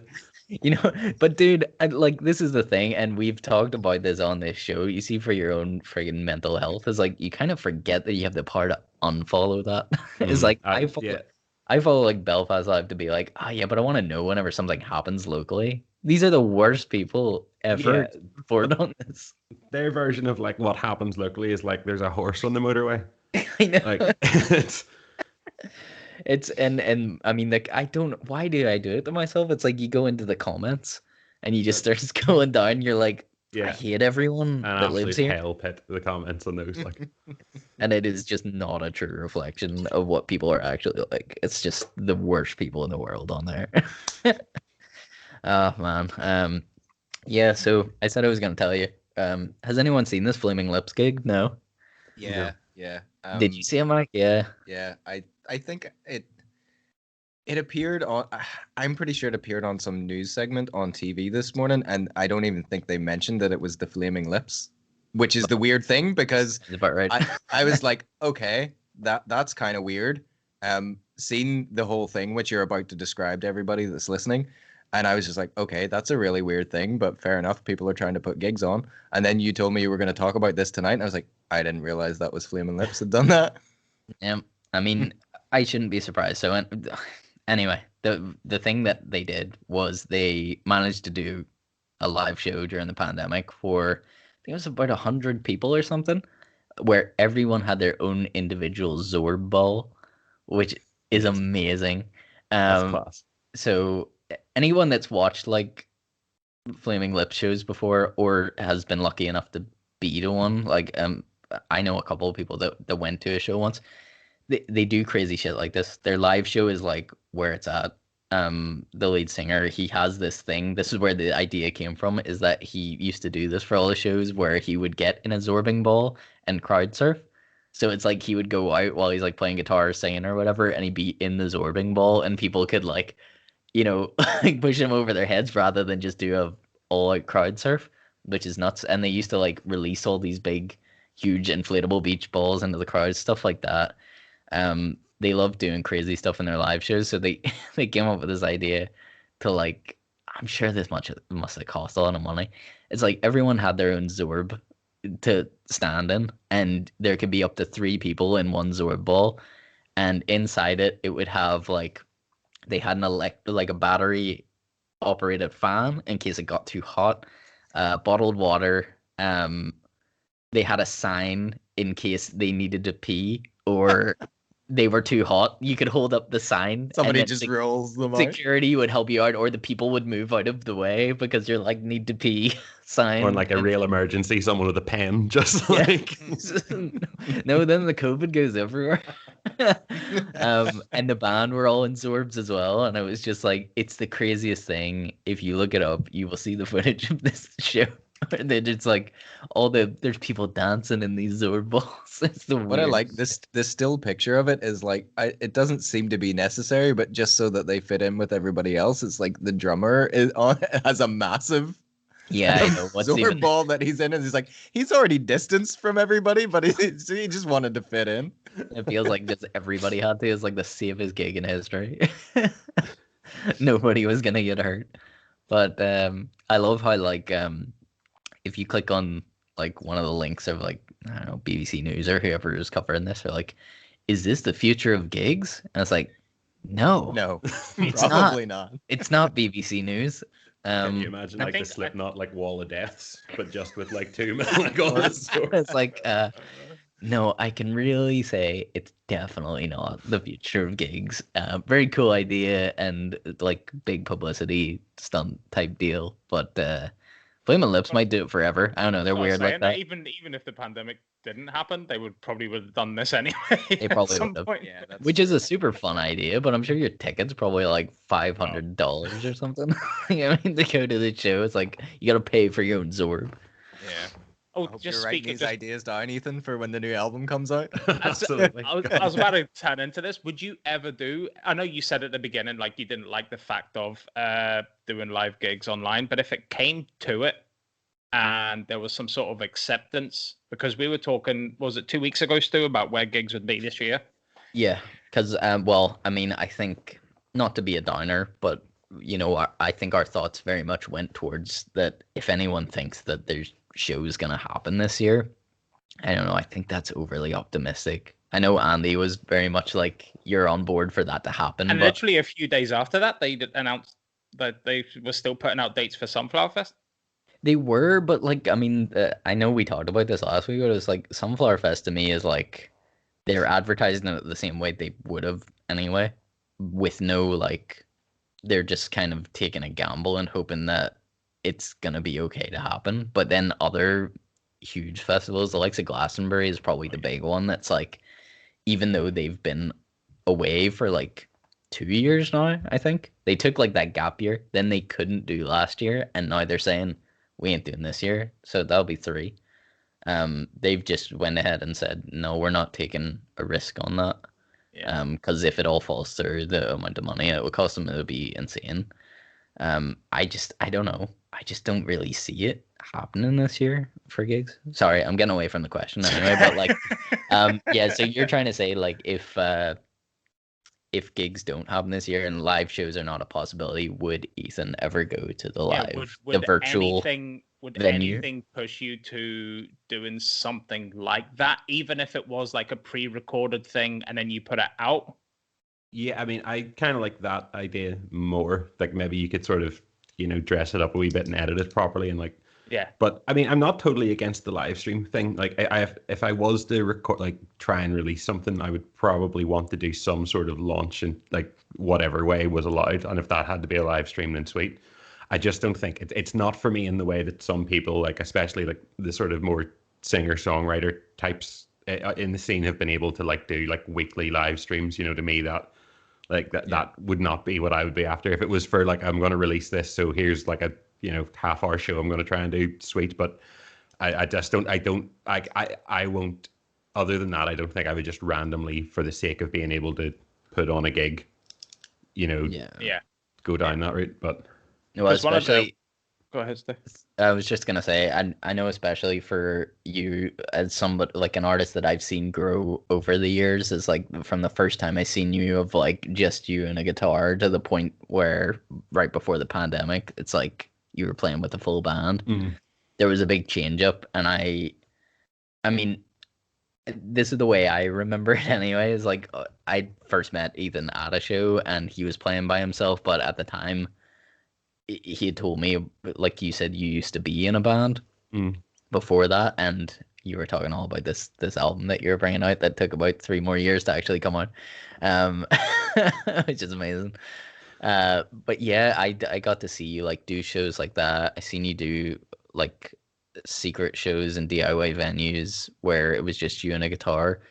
And I'm not just saying this because you're on the show, but like I remember you playing one of those and it was mesmerizing. Like, I mean, you can hold an audience by yourself, but I know that you were always very much on the path towards full band because you'd mentioned it a couple of times and I just feel like that was always on your mind. So whenever you've got that, do you think that's maybe part of it of not wanting to go back to this like just on your own type deal? Yeah, and is the full band something that you would want to keep if you could do it, or would you transition back to yourself again once you've experienced the full band?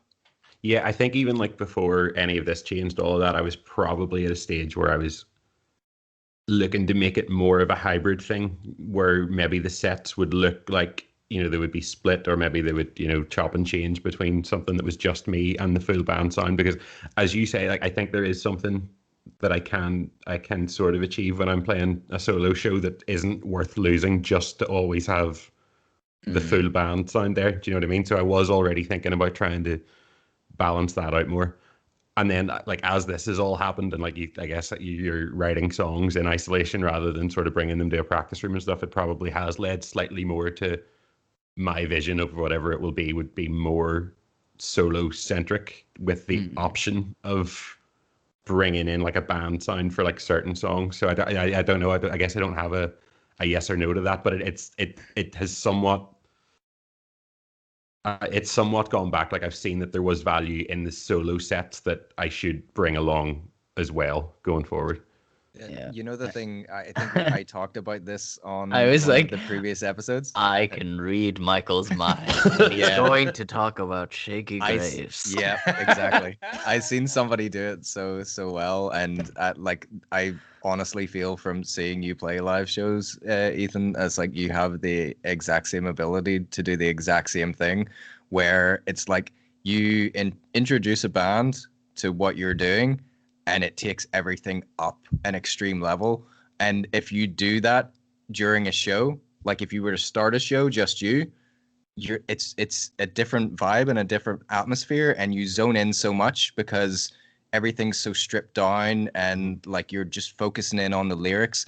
That's kind of like the thing that got me and Stu so much into your songs in the first place, was like focusing in on the lyrics whenever it was just you on that stage. And then you add the band and it becomes like a whole nother thing and a whole nother energy. But then like you could take that band away again for the end of the show and people are back into that zone again. And it's a really cool thing that you have there, and you just have to play about with it. And that's a cool thing that you're going to get to do whenever these new songs come out, is like, what is this going to look like in a live atmosphere, Yeah. No, well, first of all, thank you. That's very nice to hear. But also, like, yeah, I think it's just about finding the balance, right? I'd really like to curate, and I never really got around to doing this with the older stuff because, like, I don't know. Maybe I didn't feel like it needed it for those sets, but I would like to curate more of a structured set with that flow in mind. Of like, okay, well, there's a few songs where we sort of like kick it up and then we drop it. Like, I just kind of like that in music in general. Like that kind of thing happens on Battlelands a lot. Like I'd like to try and like bring it to a point and then it like just cuts away. Like in the next song, it goes right back down. And I think that dynamic of trying to get like the peaks and troughs is where you, like, if you try and balance that out, that's where you can kind of get that like kind of cinemascape, like, sort of more of a storytelling space. So like I would really like to grab that energy and somehow like manipulate that on stage, like that, threads through the set. I think that would be sweet. 100%. The big moments, and then like the more intimate moments and stuff. Because very much the album does work like that as well. Because funnily, what you're saying, Mike, is like even if you listen to Welcome to the Battlelands, it's like Bikes and Cars at the start is very much like, I mean, I see that as an opener. It's an album opener. It can easily be a set opener as well. It's just like, and it is just you out there, and I feel like it says so much. Like I will genuinely never forget the conversation we had on the first podcast, and you just telling me about it. I don't know. It feels very wholesome to me, and just very family centric. And I don't know. I think it says a lot about you before you even get into anything else. Thank you. I appreciate that because like it is one of the like it's a especially that song. It's not sonically the most interesting or diverse song. Like it's got a bit of a drone. Like it's a bit of a I don't know, you like trudge through it almost. You know what I mean? But it's like I'm glad you said that. It is kind of like an opener. It's like kind of lays it all out first before you then get into the more like I don't know specific bits that have their own.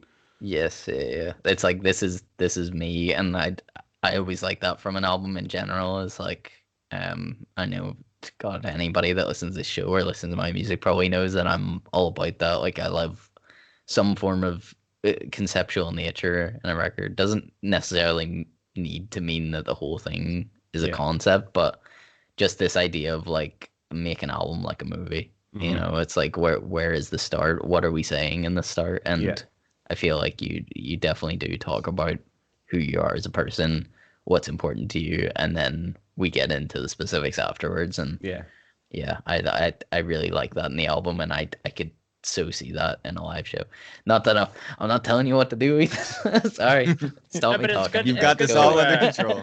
It is good to when I see like a R&B singers, songwriters, and all that stuff, or even hip hop acts like performing their own, and then the band. Even with Jordan, when Jordan brought a band on, you're like, whoa, that's like a completely different dynamic. And then he just goes on his own again and then does his thing. But yeah, definitely change of gears. Like I mean, it's a big thing live, and it is hard because like there's a couple of bands I've seen that are not they're not bad bands, but I've seen these guys play and they're like their full set is like fifth gear the whole way through. It's like they start big, they middle's big, the end is big. It's just like my ears are ringing by the end, dude. It's just like not that I don't know that it sounds like oh that's too loud. I just mean like there's no let's get a slower vibe. Let's get everyone chill out. Whatever. As somebody that's just watched performances and never been on stage doing them, from me, the worst thing I can experience is full whack for half an hour. I'm like, relax. And I think there's a fear though. I mean, I think there's genuinely a fear of bringing it down too low that you're gonna lose everyone. Again, that's just that would just be if I was the only one in the crowd. But no, but I think that as an audience member, and it's very hard as the artist in me knows what it's like to be up there and let everything drop off. And sometimes you feel like you lose them. I've been there before where I felt like I've lost the crowd because, I mean, at the end of the day, not to be self-deprecating, but like if I can't hold them by myself with nothing else going on, then that says more about what I've decided to put in the act than anything. It's like you need to be good at that side of it too. It's like if you're gonna do the highs and lows, get good at the lows too. I like the word that Ethan used was like to curate an experience, and it means that there is real. It's not just these are the songs that I made and I'm playing them in the order that I made them or anything. There's a real thought put into okay, this one is gonna take the whole vibe and the mood a little bit down, and you're trying to like control the feel of the room sort of thing, and it's such a hard thing to get right, but like whenever you do it pays off 1,000,000%. Like I think it's the payoff is there, like it changes that's whenever like it's a different thing. Like there's obviously energy in a room when a band's going like full tilt the whole time, like there's obviously energy there, but it's something different to notice the energy decrease and then like focus to like something smaller. Do you know if it's done properly, like not to say that I can do it properly, but when I've been lucky enough that I've pulled it off, like that sense of like change in the room adds to the whole thing, like it, and then even when you do build it back up, like those people are in for like a longer intro to that build up. And it could also depend, like again coming from just a audience perspective, it could also depend on where you're playing, going back to performing in different areas. Like if you go to McHugh's, maybe just like a constant, like because it's in the basement, the atmosphere is like this punk rock type deal, maybe going full whack there. But then if you're doing, I don't know, say the Empire or the Pavilion or something, or even though take the pavilion out of it, because it's pretty much just like a bar. You know, you haven't got really a music. Say the Empire, people go there to see the music. It would be easier to control them in that sense, to curate something for a crowd that you know is going there just for that, than doing something at the pavilion where you've got people just coming from downstairs to go to the bar, and it's like the people that sneak up and don't. There's People that don't pay in and come through the back door, and they're just like, "What's going on up here?" There's so much that like goes into like creating a feel for a live show that you as a performer or a band actually have control of. And like whenever we were young little noobs, we just showed up and we plugged in and we done what we were told to do. But see, towards the end, I hit the B button.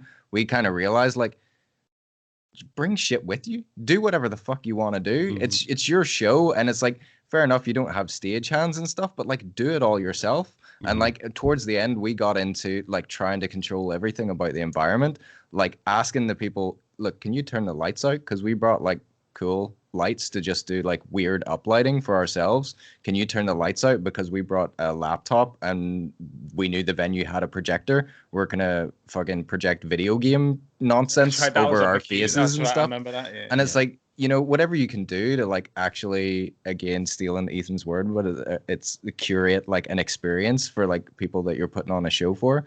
And like, fuck, this is just making me miss live music.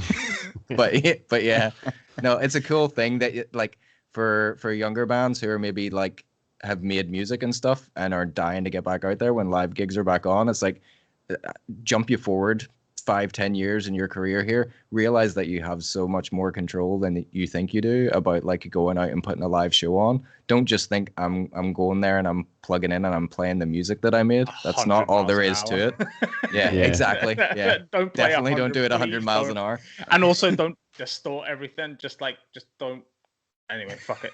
No. But I feel like you have to get those things wrong first. Yeah. Well, that is true. It's a rite of passage. Mistakes. Yeah, like you do turn up to the first, I don't know how many, and you're like, I will just get through this whatever way I can. Like, yeah, it's as much about nerves as it is about not realizing that you can actually do these things, you know, and make these choices. Yeah, that's true. I mean, well, I don't know.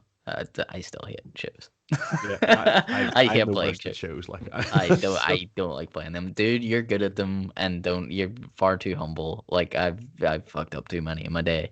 And every show I've seen yet is genuinely like mesmerizing, and it really is. Don't stop when you hit 30. Don't. That's what we're trying to tell you. Yeah, but I will, because I'm done. Man, right? We've been talking for so long, man. I could talk to you all night, but we'll leave it there for the good of the listeners, and not make it to 2 hours. We'll do 1 hour 50. That's close. That's close to 2 hours. It gives you 10 minutes. Showing a little bit of mercy. Yeah, this is 10 minutes where you can go and, I don't know, pretend it was a 2 hour podcast, but then you take 10 minutes just to go sit on the toilet on your phone or something instead. I don't know who you're making this excuse to, but you know, it's fine. It's fine. We're ending here instead. Right now, there's a lot of people listening to Ethan Hanna on the toilet. Then is what you're saying. Well, that's what they'll probably go and check out afterwards and be like, dude, these guys said so many good things about Ethan Hanna. We got to go and listen to him, but they are pooping while they do it. It's a trade-off, I think. It is. Plays. And they get really deep and like heartbroken, but then like a poop comes out. Managed to keep it so highbrow the whole way along, and we finish on a poop joke. Yeah, dude. Look, everyone, you know, please go and check out Ethan Hanna. The man is far too humble whenever he comes on here. He really is. New music, I'm not even going to attempt to ask the man for a date because this is what we spoke about. It's not fair, but there will be new stuff coming at some point, and I'm super excited for that. But there's no reason not to check out Welcome to the Badlands. It is one of my favorite records. Like, it really is. Not just saying that. I have said it whenever he's not here. So, like, I can say it to his face. I said it behind his back. I tell everyone. It is a great record, and like, I got onto this guy just because I seen him playing by himself in a bar and seen like just the passion that he had, the lyrics in his songs just really hit home for me. And yeah, man, I just like definitely give it the time of day because it'll go a long way. I really do think you'll enjoy it. For anyone that's listening, I don't understand anybody that would say a bad word about it. I really don't. This has been Six Out Bro. Thank you, Ethan, so much for coming on. Really appreciate it. Go and check out his stuff.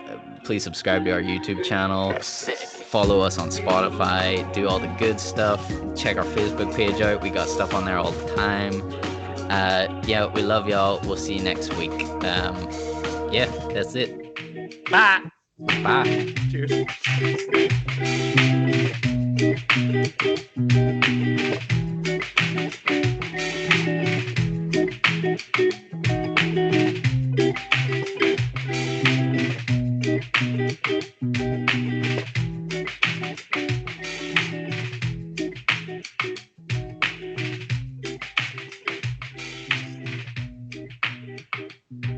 gotta go to the toilet. I promise I'm not pooping. I'm keeping that in. I'm catching.